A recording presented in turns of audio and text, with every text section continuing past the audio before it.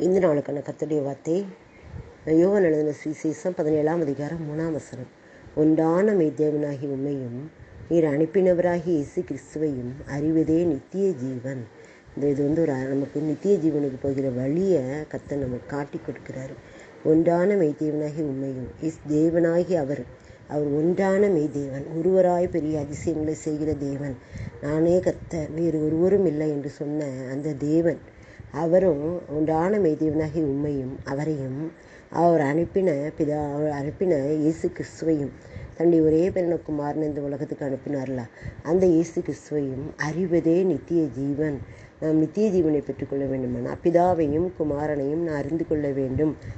அப்பொழுது பரிசுத்த ஆவியான நம்மள பலன் தந்து நம்மை அவருக்கு சாட்சியாக வாழ வைப்பார், நித்திய ஜீவனுக்குள் நம்மை நடத்துவார். அப்போனா ஒன்றான மெய்தேவனாகிய பிதாவை அறிந்து கொள்வது நம்முடைய வாழ்க்கைக்கு ஆசீர்வாதம். பிதா யாரு அப்படின்னு நம்ம தெரிந்து கொள்ள வேண்டும். வானத்தையும் பூமியும் படைத்த சர்வ வளமுள்ள தேவன், அவருக்கு நிறைய பேர் உண்டு. ஏலோகிம் பேர் உண்டு.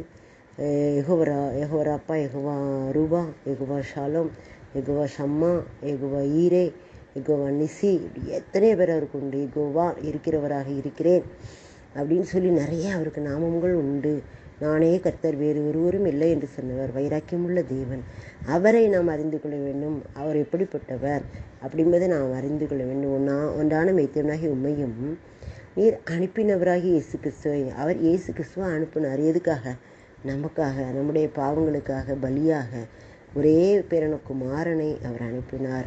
ஆபிரகாம் ஈசாக்கை பலியிட கொண்டு போன போது கர்த்தர் அதை தடுத்து நிறுத்தி ஈசாக்கை என்ன செய்தார்? உயிரோட கொடுத்தார். அதே போல் இயேசு கிறிஸ்துவை இவர் பிதாவாகிய தேவன் இயேசு கிறிஸ்துவை சிலுவை மரணத்துக்கு ஒப்பு கொடுக்கும்போது அவரை என்ன சில திருப்பி கொண்டு வரலை, அந்த மரணத்தை அனுமதித்தார். ஈசாக்குக்கு அனுமதிக்கவில்லை. ஈசாக்கு அது ஒரு பாவனையாக அவனை திரும்ப நான் பெற்றுக்கொள்வேன்னு அவர் விசுவாசித்தார். ஆனாலும் கர்த்தர் ஈசாக்கை வெட்டுவதற்கு பலியிடுவதற்கு அனுமதிக்கவில்லை. அதற்கு மேலாக ஒரே பிறனுக்குமான இயேசு கிறிஸ்துவை தன்னுடைய மக்களுடைய பாவங்களுக்காக சிலுவையில் அறையப்பட ஒப்பு கொடுத்தார். அவர் மரித்தார், ஆனால் உயிரோடு எழுந்தார். மரித்தும் உயிர்த்த தேவன் அவரைத்தான் நம்ம நம்முடைய தெய்வமாக கொண்டிருக்கிறோம். உயிர்த்தெழுந்த ஜீவாதிபதியை தான் நாம் வணங்கி கொண்டிருக்கிறோம். அப்படிப்பட்ட தேவன் இந்த நாளில் நம்மோடு இருந்து இடைப்படுகிறார். நாம் நித்திய ஜீவனை கண்டுகொள்வதற்கு பிதாவையும் குமாரனையும் அறிந்து கொள்வது தான். அறிந்து கொண்டாலே நமக்கு நித்திய ஜீவன் வழி கிடைக்கும்.